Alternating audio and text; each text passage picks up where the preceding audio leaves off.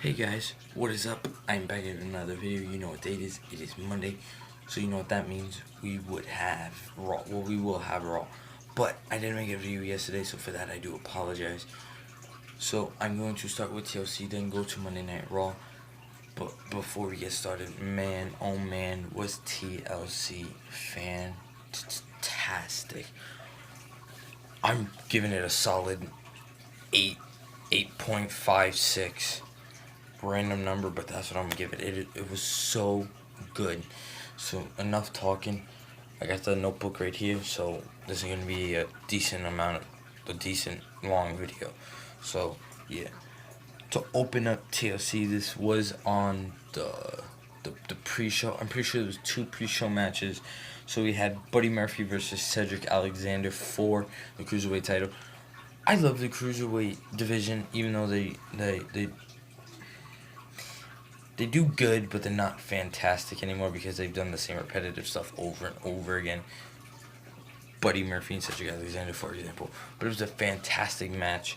Your winner was Buddy Murphy to retain the cruiserweight title. Then the next match on the pre-show, which I think was on the pre-show if I'm not mistaken, we had Bobby Lashley versus Elias in a ladder match. Point blank, I didn't know that this was a match, so all I know is that Elias apparently won. So I'm sorry that I don't know, but hey. Then after that we had Carmella and R-Truth versus Jinder Mahal. This was the finals of the mixed match challenge. The winner of that, each who the team to win gets their respective number 30 spots. So R-Truth and Carmella did win that match. So that means Carmella gets number 30 in her respective Royal Rumble. R-Truth gets number 30 in his respective Royal Rumble. And they get a trip anywhere in the world. A paid trip, which I didn't get. R-Truth picked Stamford, Connecticut, WWE headquarters. So I'm hoping they film that. That's probably going to be really funny to watch.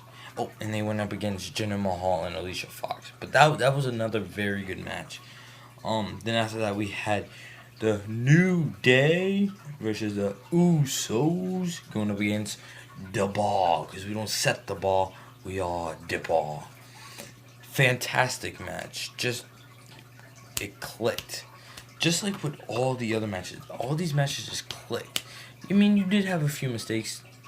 That's gonna happen. There's gonna be one or two mistakes, but this pay-per-view, I just can't get over how good it was. It was finally good, and the New Day Uso and Bar match was absolutely wonderful. The Bar did retain their titles, which I don't mind that at all. Then after that, we had the Baron Corbin Braun Strowman match. The thing with this match is if Baron Corbin won, he would have been your actual. He would have been your. He would have been our man. Lord, please let me learn how to talk. He will be our permanent general manager. Thank you. He will be our permanent general manager. Well, Braun Strowman came out talking. He goes, well, because it was a TLC match, he goes, there's no disqualification, correct? Because he was in a sling. Obviously, he couldn't compete. Corbin goes, yes, it is. So Finn Balor, Apollo Crews, Heath Slater, who was the referee?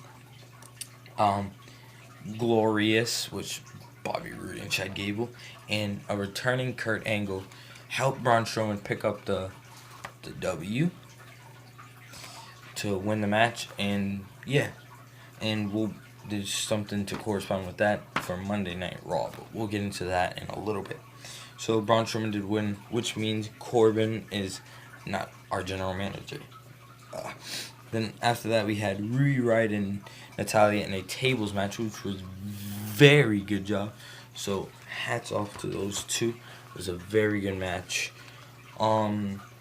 Natalya won the tables match, and I'm actually happy about it because it was a very good match. It was long enough to where you weren't bored, and it wasn't short enough to where you're like that's it.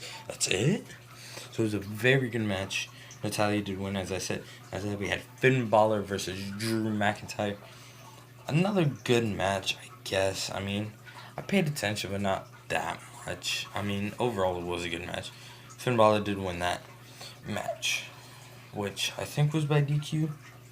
No, it was a clean match because I didn't write DQ, so it was a clean win. So then after that, we had Rey Mysterio versus Randy Orton in a chairs match, which, no boy, no, I didn't really like it that much. That much. Rey Mysterio did win that match with a very cool way he did it. So Randy Orton set up, like, I think it was 5 or 6 chairs like this. He sat Randy Orton in one of them, ran across the grabbed Randy Orton like this, did like a somersault type thing, and pinned him like that, and that's how Ray won. It was very good. I would suggest checking it out. That match, I suggest watching the entire TLC pay-per-view in general. So Rey Mysterio did win that match, as I said. Then after that, we had Nia Jax versus Ronda Rousey. Don't care. The match was stupid. Ronda Rousey won. Next. Next, we had Daniel Bryan. Sorry, the new Daniel Bryan versus AJ Styles. Another fantastic match. I love the new Daniel Bryan. I think he's doing a phenomenal job. I didn't take that from AJ Styles. I'm sorry.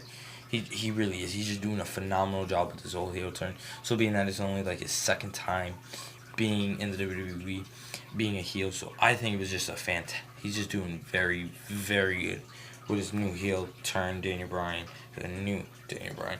It was just a fantastic match. Daniel Bryan did win to retain the WWE title. And after that, we had the match that a lot of people, I'm sure, forgot. We had Dean Ambrose and Seth Rollins going up for the Intercontinental Championship. No stipulation. I would have liked at least a ladders match, maybe even a TLC match, but hey, we didn't get that. But it was still a somewhat decent match. Dean Ambrose is now your new Intercontinental Champion, which I'm actually pretty happy about. And we still got Monday Night Raw to do. But we grinded. Next, we had Charlotte, the Man, Becky Lynch, and the Empress of Tomorrow in the first ever triple threat. The first ever women's triple threat TLC match. And what a match that was. If I'm suggesting watching any match, like going back to watch any match, go watch that TLC match.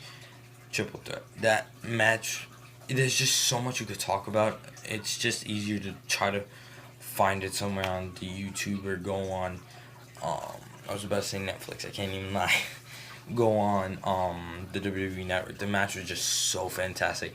And we have a new SmackDown Women's Champion, and I'm actually really happy about this. The Empress of Tomorrow is now your new SmackDown Live Women's Champion, and I am so happy about that. Which is funny because if you go back to some of my videos, I used to hate Asuka, but now I really like her because she finally lost. So yeah, we got TLC done. Now on to Monday Night Raw. I was doing this one whole video. So to open up Monday Night Raw, it's just like I started a new video. I can't speak. To open up Monday Night Raw, we had Vince McMahon. We knew Vince McMahon was going to come back, but we didn't know Stephanie McMahon was going to come back. Oh, by the way, we didn't know Shane McMahon was coming back. Oh, yeah, and we didn't know Triple H was coming back. All 4 of the McMahon Triple H came... McMahon Triple H, what the heck was that? Basically, in the long run, Vince McMahon is just letting us be in control. I don't know what that was. I'm sorry. And then Corbin comes out and saying, "Oh, the way I won wasn't fair. I need another opportunity." Well, he got that. Yep. So next we had Kurt Angle versus Baron Corbin, which that was cool, with Heath Slater as your special guest referee. And then, Triple H forgot to mention, it was a handicap match with Apollo Crews, Chad Gable, and Bobby Roode. Oh, by the way, Shane McMahon forgot to mention there was no disqualifications, which made it even more beautiful. I'm having fun with this video. I hope you guys do too. It was a very good match. Oh, and by the way, I forgot to mention, if Corbin lost, he wasn't fired. I thought he was fired. I think he was fired. No. I think he's fired, but he's never manager again, or assistant, or principal, or whatever you want to call it. But Kurt Angle, Apollo Crews. Oh, God. Oh my God. We had Kurt Angle, Heath Slater, Apollo Crews, Chad Gable, and Bobby Roode winning that match. So, yeah. Then after that, we had Finn Balor and Dolph Ziggler. Match was good. I liked the two together somewhat. The match did end by DQ because of Drew McIntyre. After that, we had Dean Ambrose and Tyler Breeze for the Intercontinental Championship match. For the Intercontinental Championship. Good match, surprisingly. Dean Ambrose versus Tyler Breeze. It was a good match. Ended in DQ because of Seth Rollins. Thanks a lot, Seth. After that, we had it was a fatal 4-way tag team match against AOP, the Revival, the B Team, go, go, go. And who was the other one? Oh, God. AOP, the Revival, B Team. Oh, God, I look like a failure and a fool. And one other team, I forgot who, I'm sorry. So, it was a good match. Overall, the Revival won, so finally. After that, Ronda Rousey came out. I don't care about Ronda Rousey, so I'm not going to talk about her.